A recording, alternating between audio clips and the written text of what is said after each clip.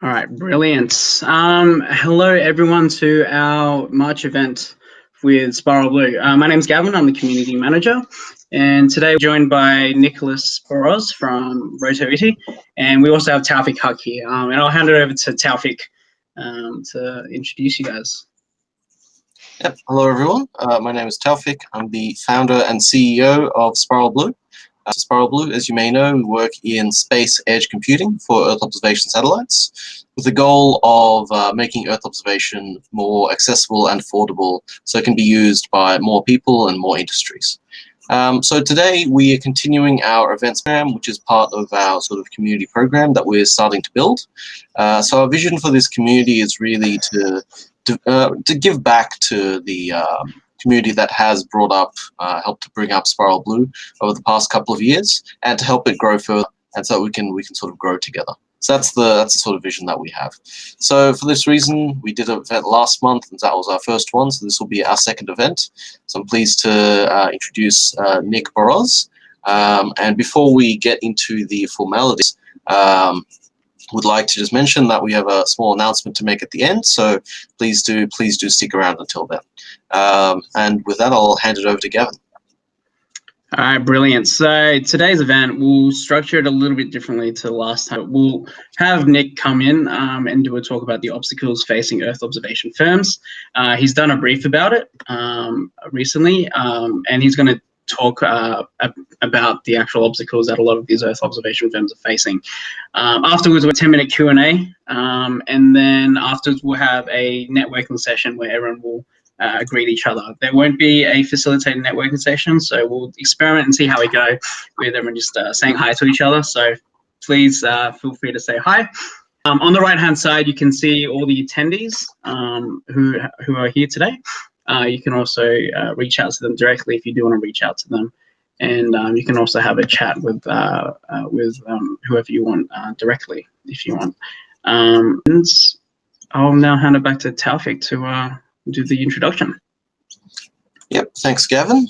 So Nick Boroz is a New Zealand-based consultant advising clients in the space industry. With his firm, hopefully I answer this correctly, RotoITI, he has supported clients in numerous areas, including launch, satellite, subsystems, and data analytics. His clients are in both the private and public sectors, mostly in the Asia-Pacific, including in Australia, New Zealand, and Singapore. Nicholas has formerly worked as a business intelligence consultant in Washington, D.C., and is completing his PhD in international business at the University of Auckland. He received his master's degree in international economics from the Johns Hopkins School of Advanced International Studies in Washington, D.C. So I think a few of you have already worked it out, but at the bottom we have a little smiley face. You can put in a bit of applause for Nick as he starts his talk. So Nick, I'll hand it over to you. Sweet, thank you. Hello, everyone. Let me see if I can do the screen share thing here. Can you see that? Can anyone confirm that they see that? Yes, I see a little thumbs up. Okay, I see many thumbs up. Cool, thank you. Okay, so yes, many thumbs up. So I'm Nick, as Taufik said, and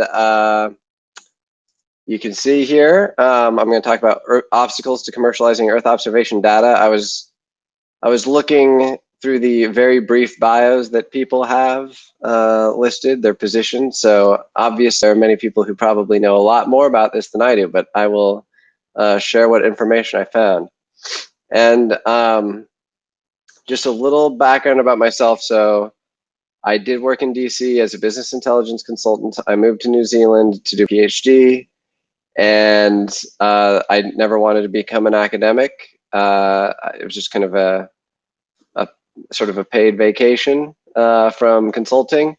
And about 2 years ago, I started working as an independent consultant with a space sector focus. And I've been doing a whole load of interesting projects. And as part of that, I have been churning out briefs on kind of subjects of interest to me and sharing them with folks who I think might be interested in the briefs. So this is based off one of those briefs, and if you want the brief, please let me know and I'll send it your way. All right, let's see, let's move forward. So yeah, this presentation, I basically just have 3 sections. I contextualize the issue. So why does it matter that there are obstacles to commercializing Earth observation data? I then talk about 2 sorts of obstacles.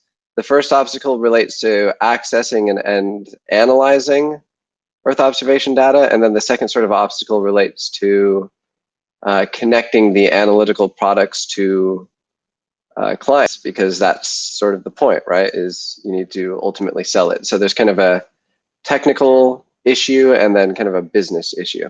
And there's a couple examples. Those are kind of general categories of obstacles, and then I go through some specific points. But before I do that, just to contextualize the issue, again, you guys all have, I see the names here. You guys know this probably as well as I do. But first issue is there's an obsession with rockets and satellites in the space sector. I particularly have noticed this as I switched over to the space sector about 2 years ago. Everyone focuses on rockets and satellites first. It's SpaceX and Starlink are the sexy things. But obviously there's a lot more happening in space. Second point is that rockets and satellites are just infrastructure. So again, you all probably know this, but rocket and satellites are, I kind of think of them almost like, roads or railroads and vehicles and planes and cars, and it's stuff that must be built to enable things, but it's just infrastructure.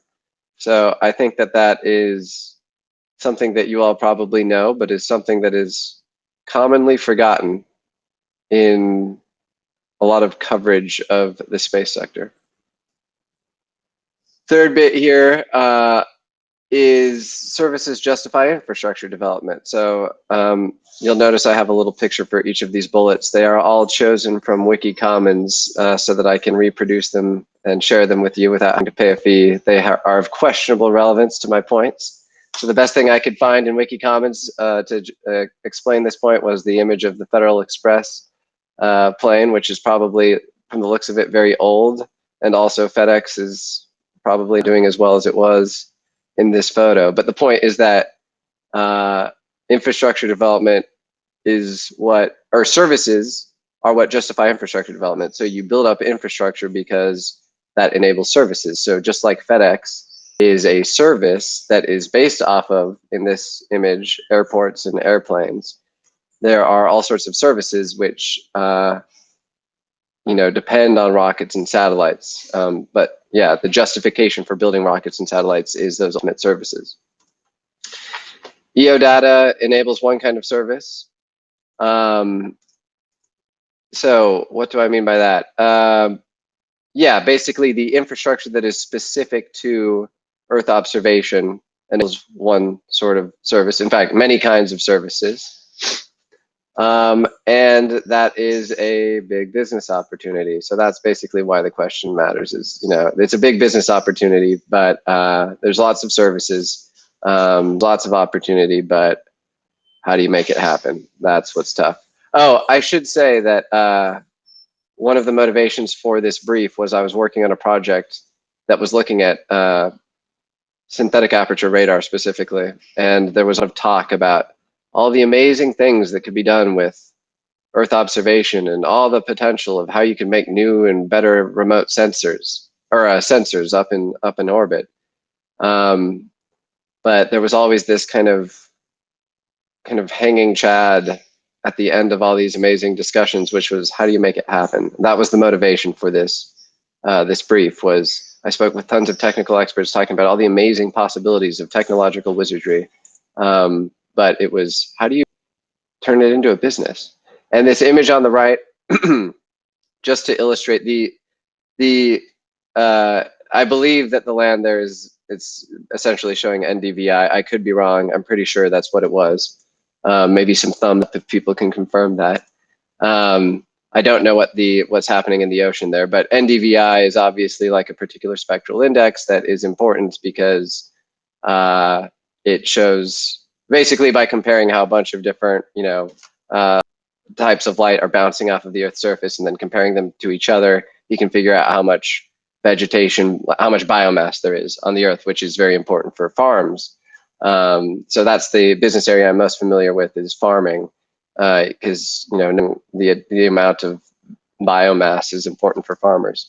But there's just all sorts of other business opportunities. Okay, so first type of obstacle with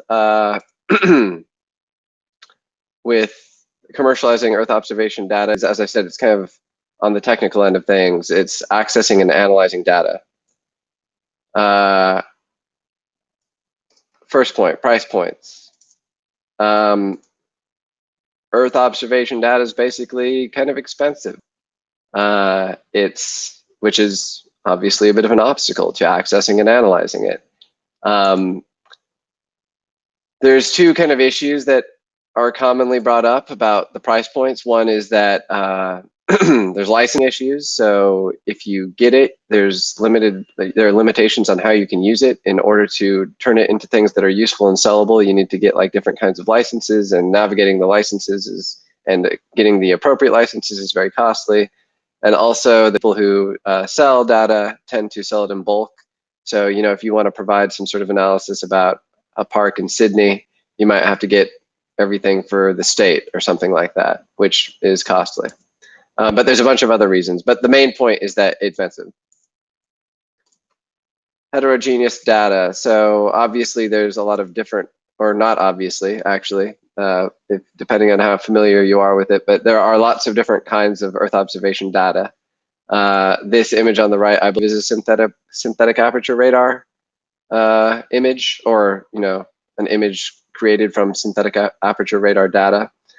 And synthetic aperture radar data, as I'm sure several of you know, is sort of an active form of sensing. So whereas the Google Earth type stuff is just seeing sunlight bounce up and taking that information and turning it into sort of an image that looks almost like a photo, synthetic aperture radar is active. It shoots out a signal which then bounces back and can then be turned into a sort of image like this thing on the right. So those are, the active versus the passive are obviously different sorts of data. And then within each of those, there's many, many different kinds, depending on, which bandwidths you're looking at, and which bandwidth you are looking at, or potentially which bandwidths you are looking at. Also the temporal, fidelity. So how frequently you're getting the imagery, and also resolution, all sorts of stuff. The data is also different in terms of how it's processed. So I spoke to many people. I do see that some of you are experts in this. I'm sure you have your own, way of describing the extent to which data is processed. I noticed in the project, and then when creating this brief, that everyone seems to have their own sort of language. But basically, it's there's a spectrum between crude, just raw information collected by the sensor, and then the ultimate output of a nice image. And I just think of it essentially as processing, kind of like taking crude oil and turning it into petrol. And there's different levels of processing, and different sensors provide it to you at certain levels of processing. So if you think about it, then these are really big obstacles to accessing and analyzing data. There's all sorts of different types, and then even within those types, it's processed differently. So you either kind of need to focus in on a particular type of data at a certain processing level and then learn to make sense of it, which takes time, or you could somehow try and conceivably combine multiple types of data in terms of different types and different processing levels, but all just is really difficult. And that brings me to the fourth point, which is something that is was brought up by people that I spoke with, is delays are possible, as that thing on the right says. People underestimate times and costs a lot. So basically you can, even if you can manage the price point, even if you can decide on which data is relevant, which processing level is relevant, or you can figure out how to combine different sorts of data at different processing levels, you still have to analyze it. And man, that is a giant pain in the butt, and it takes time and money. And it requires people with really, with subject matter expertise. And sometimes it's hard to find those people. And even if you can find them, it's hard to manage them so that they churn stuff out in a time efficient manner. And it's not very, whereas the second and third points are more technical, this fourth point is more kind of about human resources and management. It can just be a real pain. And I just, maybe you guys could share stories during the discussion section at the end to confirm whether or not that's the case.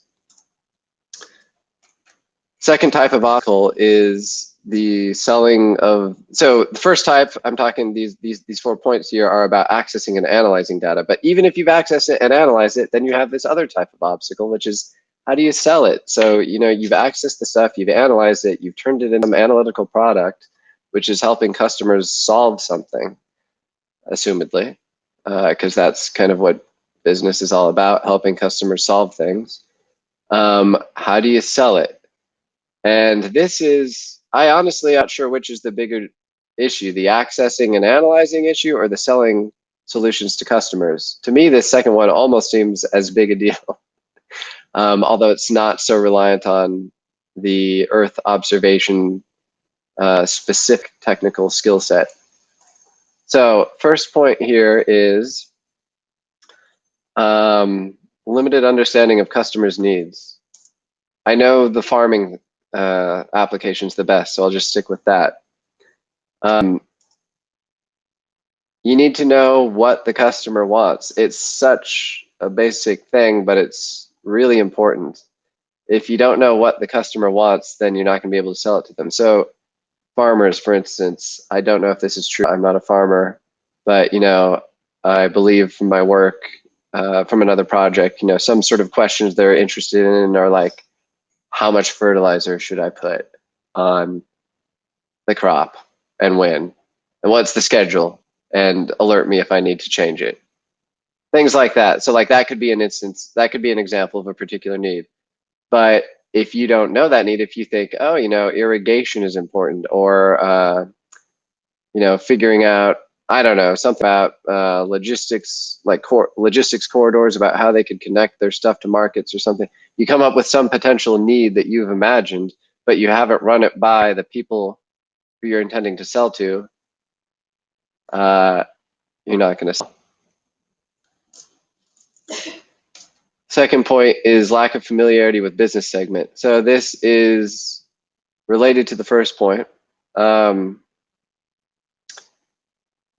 Again, to use the farm example. So a need is the farmer wants to know, they just need to know when do they put the fertilizer on the field.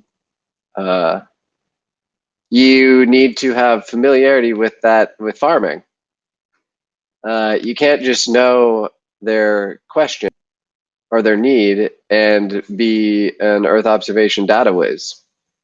You also need to have like agronomists or farmers. You need to understand the process by which fertilizer, the way that fertilizer affects the growth of crops. You need to know the biology of particular crops. You need to have all sorts of subject matter expertise. And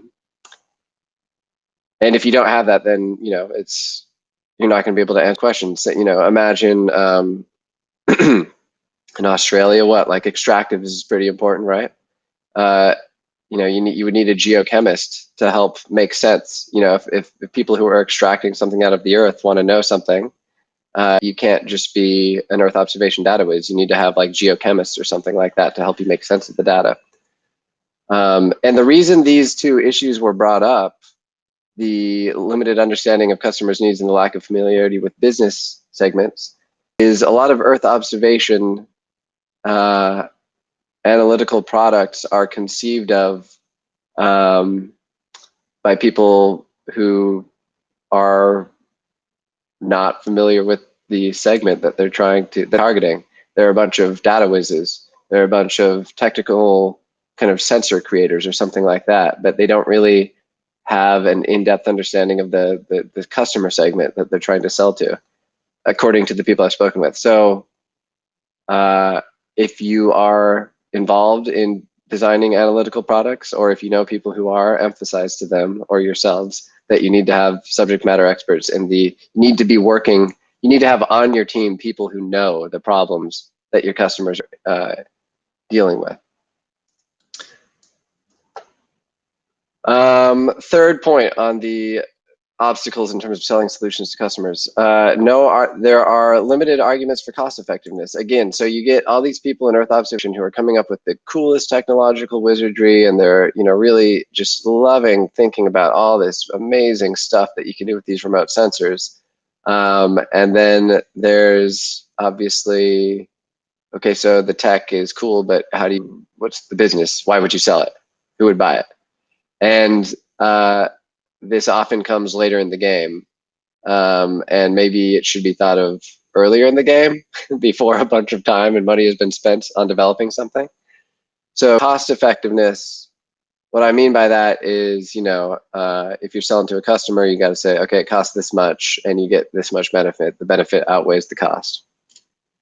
Kind of just like a basic business argument. But then also just an additional point is you need to say that the net benefit is greater than the net benefit of alternative solutions. So again, to say you're helping with the farmers, you're trying to help them figure out how to put how much fertilizer on their field, and you say, hey, our service will help you and it's worth it. You'll get more gain than you spend on it. But they also have a bunch of other services, potentially for Earth observation, data-based services, but also potentially others like ground-based sensors or people just visiting the fields. So you have to convince your clients not only that your service is cost-effective, that it has more gain, there's more benefit than there is cost, but also that there is more net benefit than there is compared to other potential services that they can use to help them with that same need. And again, these are sort of basic points, but they're brought up repeatedly because they're actual issues. Because a lot of the Earth observation analytical product people, they don't have sector specific expertise, and they don't have a lot of business people. It's like a lot of technical wizards. So this is, as I understand it, kind of an issue, a common one. Fourth point, dealing with customer uncertainty. So even if you can convince, even if you know their need, even if you understand, have the technical expertise to help them answer their question, even if you've said that it's cost effective compared to other potential solutions, you still need to overcome their uncertainty, because a lot of people see space-based stuff as kind of sci-fi, and people stick with stuff that they're more certain about, even if it be a little more expensive. For instance, what toothpaste do you use? Like when you woke up this morning, or last time you were in the grocery store and you chose your toothpaste, why did you choose the toothpaste you chose? 9 times out of 10, because that's what you've been using for a decade. It's not because you looked at all the toothpaste options and made a smooth calculation about which was most bang for the buck. You went with what you're kind of comfortable with. The same is true of clients. So they stick with what they're comfortable with. So not only do you need to meet their need, you have the expertise to be able to help them meet that need, convince them of the relative cost effectiveness of your solution, you also have to help ease them you have to help them overcome that uncertainty.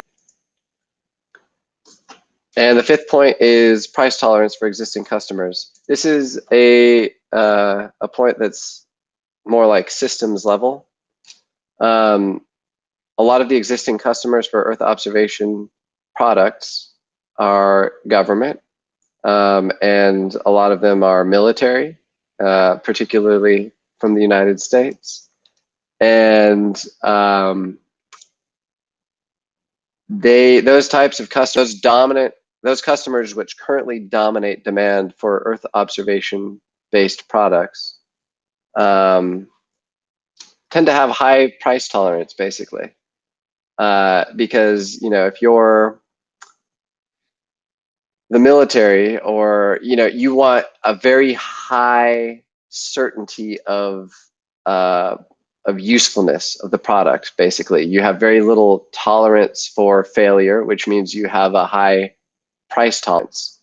And also, there's the argument that government entities are a little less cutthroaty in terms of saving money than private entities. Although I'm not confirming, I don't necessarily subscribe to that, but that is something that some people think. So essentially, the argument is you have a bunch of kind of big customers that exist that are willing to pay a lot of money for Earth observation services. And when you're trying to break into a new customer segment, like, I don't know, farmers, is that as juicy a target for you when you're trying to develop an Earth observation analytical product? Maybe not. Like, maybe you want to just try and help the US Army do something, because even though it might be a bit tougher to get it, if you do get that contract, you're going to get like a bonanza and you're going to make a lot of money and it's going to be good for the next couple of years. So the existence of these customers who have high price tolerance kind of disincentivizes Earth observation analytical service companies from breaking into new customer segments. Basically, that's that point. That's it. So that's my email address. I'm happy to share the brief that this presentation is based off of with anyone. And I would like to, I'm basically done. So I'd like to hear what people have to say. And that's about it. So thanks. Yep, thanks for that, Nick. A round of applause for Nick, everybody. That was very informative. Thanks a lot, Nick. So Sure other thing. questions?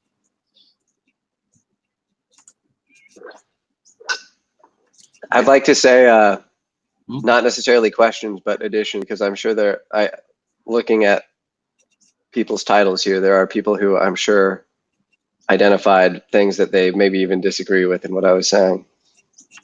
So disagreements are also welcome.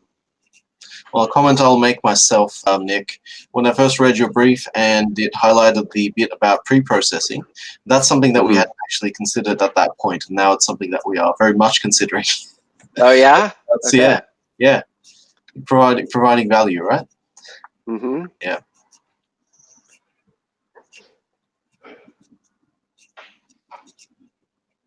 Well, we'll give it probably a little bit of time to see if there are any questions. If not, we can move to the. Oh, here we go. Thanks, Reese. Glad to hear. So Reese is the Director of Earth Observation at the Australian Space Agency. Fantastic to have you. And Thomas Mueller, have you got any specific business cases you could talk about, Nick? I don't. Honestly, this brief was not particular. None spring to mind. I can give a little more insight into the project that inspired this project, or that inspired this brief, which was synthetic aperture radar. So synthetic aperture radar is obviously very sexy right now, and everyone's talking about it. Who is the Umbra? Is it Umbra or Capella's stuff is all over BBC now, showing off how amazing that is. Yeah, sexy aperture radar.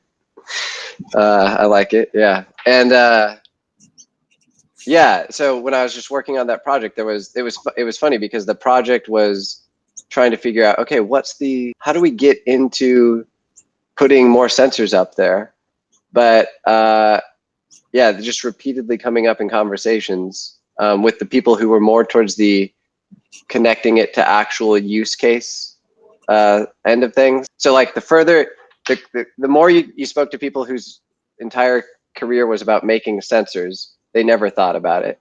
But then always that kept coming up in conversation with the people who were kind of more on the business end of things, the people who thought about, okay, the ultimate product was, okay, these sensors, all these these amazing sensors that you're conceiving are useless unless there's a business case. And that was what drove this. So that's not a particular, what was it that you said? A particular business case, but it was the motivation for this study. Looking at synthetic aperture radar, trying to think about ways to develop cool new sensors, and then in that process, the business-oriented people repeatedly bringing up, what's the point? What's the point? Unless there's a business case. Yeah. Nitin says, for informative session, thank you, Nitin. And a comment from, some comments from Scott Owens, who's the head of API development at Alula, one of the companies that we are trying to work with. Yes. Forward to our meeting, Scott, on Friday, hopefully. Nice. So from Scott, something I've run into is that many incumbents have their policies and end-user license agreement written with little regard to modern processes and tools. And we've seen a lot of users complain about useful imagery data sources not being able to use commercially due to their end-user license agreement. So yes. that's another aspect, yeah. Yeah, I don't, I'm aware of Arlula a little, but to me, that the concept of what Arlula is doing, I don't know the details, but it seems to be very much about kind of addressing some of these issues, which is quickly accessing a bunch of different sources in a way that you can kind of make sense of together. Yeah, I guess an example from myself, one of the companies that we are working with was acquiring satellite images for a purpose that satellite images are very much not used for. And there was an argument on whether they were doing some good stuff with the satellite images, but they were arguing whether the satellite images were just being resold as satellite images, or if they were being processed into something new that doesn't fall under certain licensing restrictions. So I don't know if they figured that out, but that's the kind of stuff that some of these companies do have to deal with. Yeah. Yeah, I think my take is, I don't know how you make it happen, but it seems like there would be a great value in having the people who analyze data not have to deal with the people selling it. If there's some sort of intermediary to avoid having to think about licenses and all that sort of stuff, would be very useful. But probably easier said than done. That's right, as these things do take time. Actually a question from Kirsten, who's a data science major at UNSW. Insightful talk, thanks. With all these challenges, do you know any firm or organization that you think are doing a fairly good job at tackling some of these issues, and how so? I don't. I know that some companies are doing things that seem like they could address the issue, like Arlula, for instance. But to be honest, that was the brief is describing current issues. So yeah, if you have the technical understanding, which perhaps you do, Kirsten, I would advise if there's people, if you know people who have the technical abilities to think about solving this, this is probably a good business area in which you could apply your technical expertise. It seems like, yeah, there's some emerging solutions, but still a bit of an open space where you might be able to make a name for yourself. But I don't know. That's my impression. Yeah, well, definitely some. I think there are plenty of opportunities to do very interesting things with satellite data, but as you've highlighted, it's going to be challenging. Hopefully we are Lulu and some other companies, hopefully we can do something about that, but it's going to be a challenge. Some comments from Thomas Mueller, so thanks to Nicholas, and from Scott Owens again. So yep, he says we'll see how it pans out. And from Reese Bitterscombe, Director of Earth Observation at the Australian Space Agency, asking, wonder if price sensitivity is skewed by the availability of free data for some purposes, at global scales usually. Also, free EO that's paid for by other parts of the business, Google, for instance. Yeah, that's a very good question. Having worked in a consultancy that was not technically oriented, I could imagine non-technical folks thinking, hey, we could do it ourselves. If you can have easy access to something that's sort of basic, that might disincentivize paying, for kind of entry-level analytical products. I don't know, that's a good question.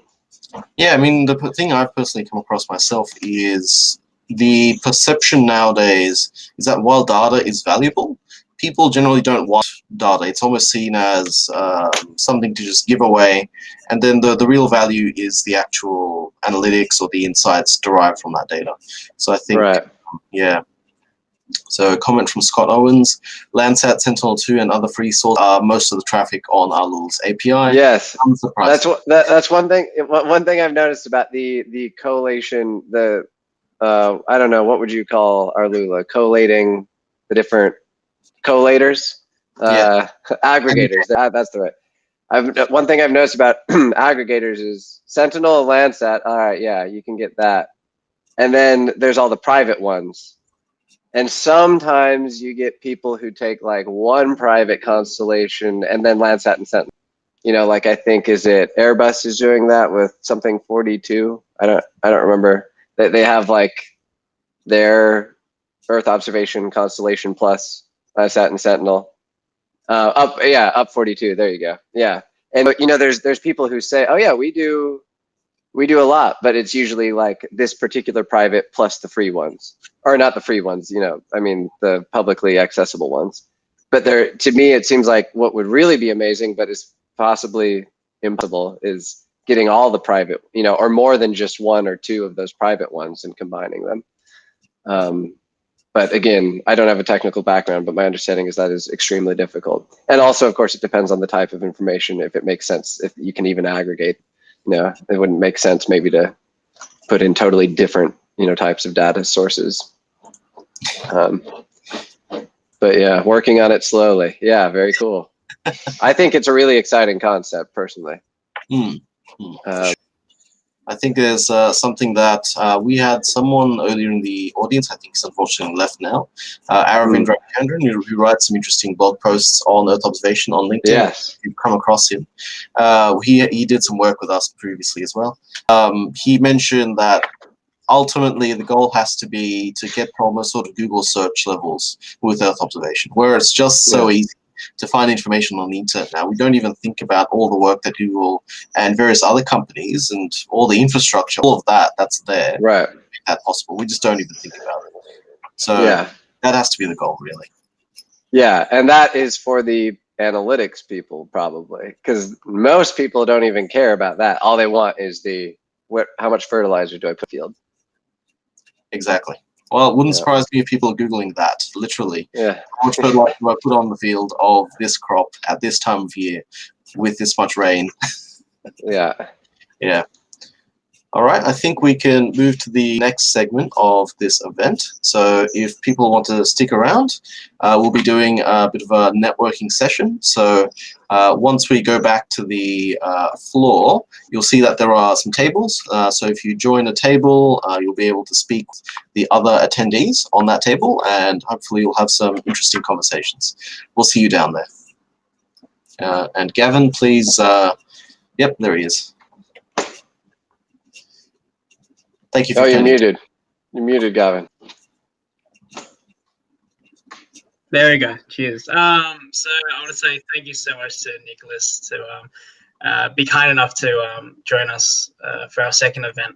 If everyone could just do a nice little emoji applause for us. But yes, what we'll have is with the tables, everyone can join at the table. You can meet each other, and if you want, someone's really, really interesting to you, you can also go to a separate table.